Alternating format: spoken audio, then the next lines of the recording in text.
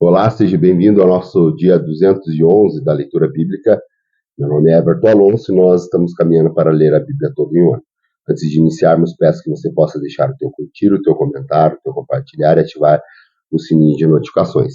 Hoje nós faremos a leitura em Juízes, no capítulo 13. Nós vamos a Atos dos Apóstolos, no capítulo 17. Iremos ao profeta Jeremias, no capítulo 26. E finalizando a leitura de hoje, iremos ao Evangelho de Marcos, no capítulo 12. Aqui, em Juízes, no capítulo 13, nós vamos ver sobre o nascimento de uma pessoa muito ilustre, muito conhecida de todos, que é o nascimento de Sansão, como ele nasceu. Vamos a essa leitura? Juízes, capítulo 13. Os israelitas voltaram a fazer o que o Senhor reprova, e por isso o Senhor os entregou nas mãos dos filisteus durante 40 anos. Certo homem de Zorá, chamado Manoá, do clã da tribo de Dan, tinha uma mulher estéril. Certo dia, o anjo do Senhor apareceu a ela e lhe disse: Você é estéril, não tem filhos, mas engravidará e dará à luz um filho. Todavia, tenha cuidado, não beba vinho, nem outra bebida fermentada, e não coma nada impuro. E não passa a navalha na cabeça do menino que você vai ter, porque o menino será nazireu, consagrado a Deus desde o nascimento. Ele iniciará a libertação de Israel das mãos dos filisteus. Então a mulher foi contar tudo ao marido. Um homem de Deus veio falar comigo.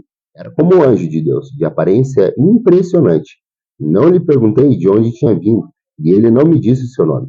Mas ele me assegurou: Você engravidará e dará à luz a um filho. Todavia, não beba vinho, nem outra bebida fermentada, e não coma nada impuro, porque o menino será nazireu, consagrado a Deus, desde o nascimento até o dia da sua morte.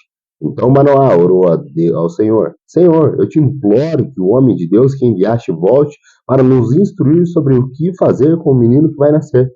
Deus ouviu a oração de Manoá. O anjo de Deus veio novamente falar com a mulher quando ela estava sentada no campo. Manoá, seu marido, não estava com ela, mas ela foi correndo contar ao marido: O homem que me apareceu outro dia está aqui. Manoá levantou-se e seguiu a mulher. Quando se aproximou do homem, perguntou: Foi tu que falaste com a minha mulher? Sim, disse ele. Quando as tuas palavras se cumprirem, Manoá perguntou: Como devemos criar o menino? E o que ele deverá fazer? O anjo do Senhor respondeu: Sua mulher terá que seguir tudo o que eu ordenei a você. Ela não poderá comer nenhum tipo de produto da videira, nem vinho ou bebida fermentada, nem comer nada impuro. Terá que obedecer a tudo que eu ordenei a você. Manoá disse ao anjo do Senhor: Gostaríamos que ficasse conosco. Queremos oferecer-te um cabrito. O anjo do Senhor respondeu: Se eu ficar, não comerei nada. Mas se você preparar um holocausto, ofereça-o ao Senhor. Manoá não sabia que ele era o anjo do Senhor. Então Manoá perguntou ao anjo do Senhor: Qual é o teu nome, para que te prestamos homenagem quando se cumprir a tua palavra? Ele respondeu: Por que pergunta o meu nome? Meu nome está além do entendimento. Então Manoá apanhou um cabrito e a oferta de cereal e os ofereceu ao Senhor sobre uma rocha. E o Senhor fez algo estranho enquanto Manoá e a sua mulher observavam. Quando a chama do altar subiu ao céu, o anjo do Senhor subiu na chama. Vendo isso, Manoá e a sua mulher prostraram-se com o rosto em terra. Como o anjo do Senhor não voltou a se manifestar a Manoá e a sua mulher, Manoá percebeu que era o anjo do Senhor. Sem dúvida vamos morrer, disse ele à mulher, pois vimos a Deus. Mas a mulher respondeu: Se o Senhor tivesse a intenção de nos matar, não teria aceitado o holocausto e a oferta de cereal das nossas mãos, não nos teria mostrado todas essas coisas e não nos teria revelado o que agora nos revelou. A mulher deu à luz ao menino e pôs-lhe o nome de Sansão. Ele cresceu e o Senhor o abençoou. E o Espírito do Senhor começou a agir nele quando ele se achava em Maanedã, entre Zorá e Estal. Vamos agora a nossa leitura lá para o livro do Atos dos Apóstolos. Aqui no livro do Atos dos Apóstolos, no capítulo 17, nós vamos encontrar Paulo e também Silas em Tessalônica, eles também com os crentes de Bereia, que são especialistas em consultar tudo aquilo que a Bíblia diz, que também os cristãos deveriam ser assim, tudo que é pregado e ensinado, consultar para ver se é verdade. Nós vamos ver eles também em Atenas. Vamos a essa leitura? Atos dos Apóstolos, capítulo 17. Tendo passado por Anfípolis e Apolônia, chegaram a Tessalônica, onde havia uma sinagoga judaica.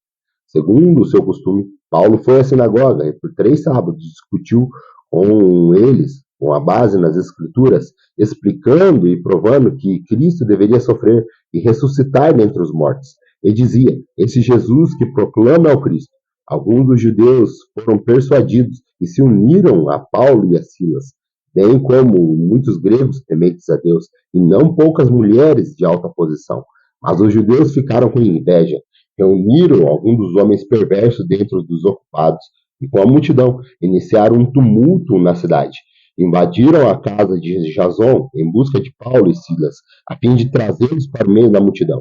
Contudo, não o achando, arrastaram Jason e os outros irmãos para diante dos oficiais da cidade, gritando: esses homens que têm causado alvoroço por todo o mundo, agora chegaram aqui e Jason os recebeu em sua casa.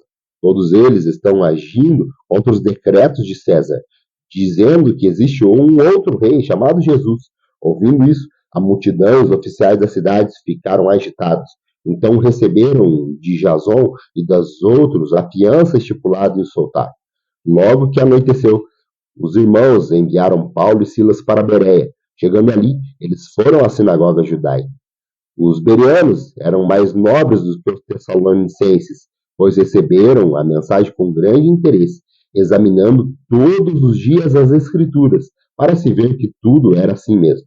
E creram muito deles os judeus, e também um bom número de mulheres gregas, de elite elevada e de alta posição, e não poucos homens gregos. Quando os judeus de Tessalônica ficaram sabendo que Paulo estava pregando a palavra em Bereia, dirigiam-se também para lá, agitando e alvoroçando as multidões. Imediatamente os irmãos enviaram Paulo para o litoral, mas Silas e Timóteo permaneceram em Bereia. Os homens que foram com Paulo o levaram até Atenas, partindo depois com instruções para que Silas e Timóteo se juntassem a ele, tão logo fosse possível. Enquanto esperava por eles em Atenas, Paulo ficou profundamente indignado ao ver que a cidade estava cheia de ídolos. Por isso, discutia na sinagoga com os judeus e com os gregos temente a Deus, bem como na praça principal todos os dias, com aqueles que por ali se encontravam. Alguns filósofos, epicureus e estoicos começaram a discutir com eles. Alguns perguntavam: o que está tentando dizer esse tagarela? Outros diziam: parece que ele está anunciando deuses estrangeiros, pois Paulo estava pregando as boas novas a respeito de Jesus e da salvação. Então os levaram a uma reunião ao Areópago, onde lhe perguntaram: podemos saber que novo ensino é esse que você está anunciando? Você está nos apresentando algumas ideias estranhas e queremos saber o que elas significam. Todos os atenienses e estrangeiros que ali viviam não se preocupavam com outra coisa, senão falar ou ouvir as últimas novidades. Então Paulo levantou-se da reunião dos Areópagos e disse: atenienses, vejo em todos os seus aspectos que vocês são muito religiosos, pois andando pela cidade, observei cuidadosamente seus objetos de culto e encontrei até um altar com essa inscrição: ao Deus desconhecido. Ora, o que vocês adoram, apesar de não conhecerem, eu os anuncio. O Deus que fez o mundo e tudo que nele há é o Senhor dos céus e da terra, e não habita em santuários feitos por mãos humanas. Ele não é servido por mãos de homens, como se necessitasse de algo, porque ele mesmo dá a todos a vida, o fôlego e as demais coisas. De um só ele fez todos os povos, para que povoasse toda a terra, tendo determinado os tempos anteriormente estabelecido os lugares exatos em que deveriam habitar. Deus fez isso para que os homens o buscassem e talvez, tateando, pudessem encontrá-lo, embora não esteja longe de cada um de nós, pois nele vivemos, nos movemos e existimos. Como disseram alguns dos poetas de vocês, também somos descendência dele. Assim, visto que somos descendência de Deus, não devemos pensar que a divindade é semelhante a uma escultura de ouro, prata ou pedra, feita pela arte e imaginação do homem. No passado, Deus não levou em conta essa ignorância, mas agora ordena que todos, em todo lugar, se arrependam, pois estabeleceu um dia em que há de julgar o mundo com justiça, por meio do homem que se designou, e deu provas disso a todos, ressuscitando-o dentre os mortos. Quando ouviram sobre a ressurreição dos mortos, Alguns deles zombaram e outros disseram: a esse respeito, nós ouviremos outra vez. Com isso, Paulo retirou-se do meio deles. Alguns homens juntaram-se a ele e creram. Entre eles estava Dionísio, membro do Areópago, e também uma mulher chamada Damares, e outros com eles. Vamos agora à nossa leitura ao livro do profeta Jeremias. No profeta Jeremias, hoje nós faremos a leitura do capítulo 26. Aqui no capítulo 26, nós vemos Jeremias sendo ameaçado de morte, sendo ameaçado que a vida dele fosse tirada. Vamos a essa leitura? Profeta Jeremias, capítulo 26. No início do reinado de Joaquim, filho de Josias, rei de Judá, veio esta palavra do Senhor. Assim diz o Senhor: coloque-se no pátio, no templo do Senhor, e fale a todo o povo da cidade de Judá, que venha adorar no templo do Senhor. Diga-lhes tudo o que eu ordenar a você. Não omita uma só palavra. Talvez eles escutem e cada um se converta da sua má conduta. Então eu me arrependerei e não trarei sobre eles a desgraça que estou planejando por causa do mal que eles têm praticado. Digam-lhes, assim diz o Senhor: se vocês não me escutarem nem seguirem a minha lei, que dei a vocês, e se não ouvirem as palavras dos meus servos, os profetas, a quais tenho enviado a vocês, vez após vez, embora vocês não tenham ouvido, então farei deste templo que fiz no santuário de Siló, e dessa cidade um objeto de maldição entre todas as nações da terra. Os povos, os profetas e todo o povo ouviram Jeremias falar essas palavras no templo do Senhor. E assim que Jeremias acabou de dizer ao povo tudo o que o Senhor tinha lhe ordenado, os sacerdotes, os profetas e o povo o prenderam e disseram: você certamente morrerá, porque você profetiza em nome do Senhor e afirma que esse templo será como Siló, e que essa cidade ficará arrasada e abandonada? E todo o povo se ajuntou em volta de Jeremias no templo do Senhor. Quando os líderes de Judá souberam disso, foram do palácio real até o templo do Senhor e se assentaram para julgar a entrada da porta nova do templo do Senhor. Os sacerdotes e os profetas disseram aos líderes e a todo o povo: este homem deve ser condenado à morte, porque profetizou contra essa cidade. Vocês os ouviram com seus próprios ouvidos. Disse então Jeremias a todos os líderes e a todo o povo: o Senhor enviou-me para profetizar contra este templo e contra toda a cidade, e tudo o que vocês ouviram. Agora corrijam a sua conduta e as suas ações e obedeçam ao Senhor, ao seu Deus. Então o Senhor se arrependerá da desgraça que pronunciou contra vocês. Quanto a mim, estou nas mãos de vocês. Façam comigo o que acharem bom e certo. Entretanto, estejam certos, e se me matarem, vocês, essa cidade, os habitantes serão responsáveis por derramamento de sangue inocente. Pois, na verdade, o Senhor enviou-me para anunciar essa palavra. Então os líderes e todo o povo disseram aos sacerdotes e aos profetas: esse homem não deve ser condenado à morte. Ele nos falou em nome do Senhor, do nosso Deus. Alguns dos líderes da terra se levantaram e disseram a toda a assembleia do povo: Miqueias, de Moresete, profetizou nos dias de Ezequias, rei de Judá, dizendo a todo o povo de Judá: assim diz o Senhor dos Exércitos: Sião será arada como um campo, Jerusalém se tornará um monte de entulho, a colina do templo um monte coberto de mato. Acaso Ezequias, rei de Judá, ou alguém do povo de Judá o matou? Ezequias não temeu que o Senhor e não temeu o Senhor e não buscou o seu favor? E o Senhor não se arrependeu da desgraça que a pronunciara contra eles? Estamos a ponto de trazer um terrível desgraça sobre nós.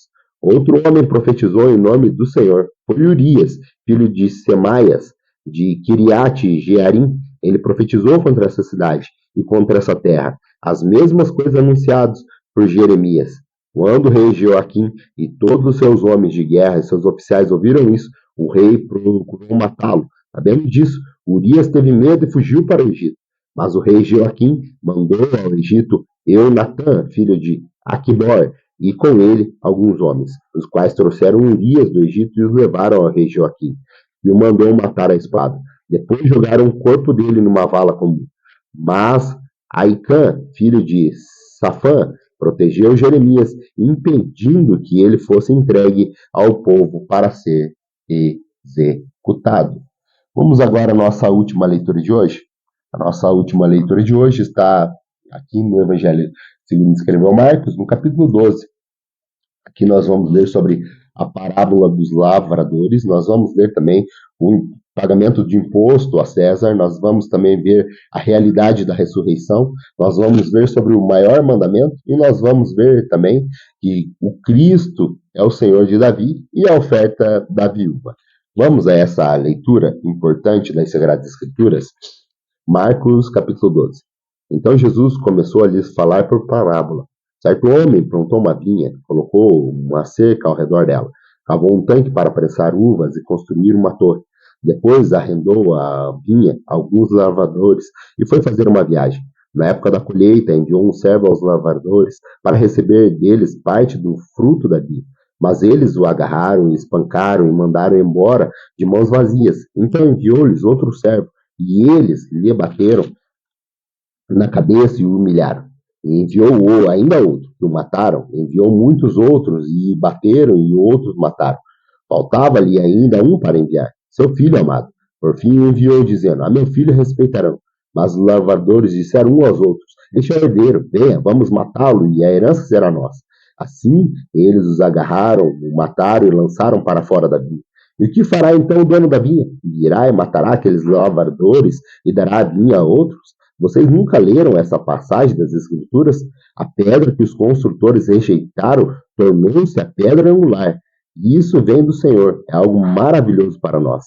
Então começaram a procurar um caminho de prendê-lo, pois perceberam que era contra eles que ele havia contado aquela parábola. Mas tinha medo da multidão, por isso deixaram e foram embora. Mais tarde enviaram Jesus alguns dos fariseus e dos herodianos para apanharem alguma coisa que ele dissesse. Estes se aproximaram dele e disseram: Mestre, sabemos que é íntegro e que não tem deixado influenciar por ninguém. Por que não te prendes à aparência dos homens, mas ensina o caminho de Deus conforme a verdade? É certo pagar imposto a César ou não? Devemos pagar ou não? Mas Jesus, percebendo a hipocrisia deles, perguntou: Por que vocês estão me pondo à prova? Tragam-me um denário para que eu veja. Eles trouxeram a moeda e ele lhe perguntou: De quem é essa imagem e essa descrição? De César, responderam eles. Então Jesus lhe disse: Deem a César o que é de César e Deus o que é de Deus. E ficaram admirados com ele. Depois os saduceus, que diziam que não há ressurreição, aproximaram-se dele com a seguinte questão: Mestre, Moisés nos deixou escrito que se um homem morrer e deixar uma mulher sem filhos, seu irmão deverá casar-se com a viúva e ter filhos para seu irmão. Haviam 7 irmãos, o primeiro casou-se com ela sem deixar filhos, o segundo casou-se com a viúva, mas também morreu sem deixar filhos. O mesmo aconteceu com o terceiro, nenhum dos 7 deixou filhos. Finalmente, morreu também a mulher. Na ressurreição, de quem ela será esposa, visto que os 7 foram casados com ela? Jesus respondeu: Vocês estão enganados, pois não conhecem as Escrituras nem o poder de Deus. Quando os mortos ressuscitam, não se casam nem são dados em casamento, mas são como os anjos no céu. Quanto à ressurreição dos mortos, vocês não leram na lei de Moisés, no relato da sarça, como Deus lhe disse: Eu sou o Deus de Abraão, o Deus de Isaac e o Deus de Jacó. Ele não é Deus de mortos, mas de vivos. Vocês estão muito enganados. Os mestres da lei aproximou e ouviu discutindo, notando que Jesus dera uma boa resposta, perguntou: De todos os mandamentos, qual é o mais importante? Jesus respondeu: O mais importante é esse: Ouça, ó Israel, o Senhor, nosso Deus, é o Senhor, o único Senhor. Ame o Senhor, seu Deus, de todo o coração, de toda a tua alma e de todo o teu entendimento e de todas as forças. O segundo é este: ame o seu próximo como a si mesmo. Não existe mandamento maior que esse. Muito bem, mestre, disse o homem. Está certo ao dizer que Deus é o único e que não existe outro além dele. Amá-lo de todo o coração, de todo o entendimento e de todas as forças e amar ao próximo como a si mesmo é mais importante de todos os sacrifícios e ofertas. Vendo que ele tinha respondido sabiamente, Jesus lhe disse: Você não está longe do reino de Deus. Daí por diante, ninguém mais ousava lhe fazer perguntas. Ensinando no templo, Jesus perguntou: Como os mestres da lei dizem que o Cristo é filho de Davi? O próprio Davi, falando pelo Espírito Santo, disse: O Senhor disse ao meu Senhor: Senta-te à minha direita até que ponha os inimigos debaixo dos teus pés. O próprio Davi o chama Senhor. Como pode, então, ele ser seu filho? E a grande multidão o ouvia com prazer. Ao ensinar, Jesus dizia: Cuidado com os mestres da lei. Eles fazem questão de andar com roupas especiais, receber saudações na praça e ocupar lugares mais importantes na sinagoga e dos lugares de honra nos banquetes. Eles devoram as casas das viúvas e, para disfarçar, fazem longas orações. Eles receberão condenação mais severa. Jesus sentou-se em frente do lugar onde eram colocadas as contribuições e observava a multidão, colocando dinheiro nas caixas de oferta. Muitos ricos lançaram ali grandes quantias. Então, uma viúva pobre chegou-se e colocou 2 pequeninas moedas de cobre, de muito pouco valor. Chamando a si os seus discípulos, Jesus declarou: Afirmo que essa viúva pobre colocou na caixa de ofertas mais do que todos os outros, todos dos que sobravam. Mas ela, da sua pobreza, deu tudo o que possuía para viver. Muito obrigado pela tua companhia nessa leitura. Se Deus assim nos permitir, aguardo você amanhã para mais um dia da nossa leitura. Até lá, se Deus quiser.